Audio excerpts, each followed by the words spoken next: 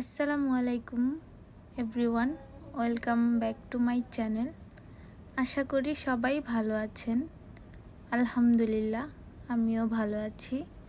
আজকে চলে আসলাম সুন্দর একটা নীল শাড়ি পরে।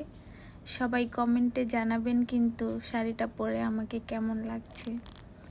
এই শাড়িটা অনেক আগেই কেনা হয়েছিল, বাট পরা হয়নি, তাই ভাবলাম পরেছি যখন আপনাদের সাথে একটু শেয়ার করি।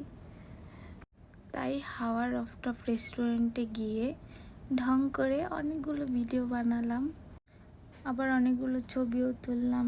সবাই মিলে একসাথে অনেক এনজয় করলাম, খাওয়া দাওয়া করলাম।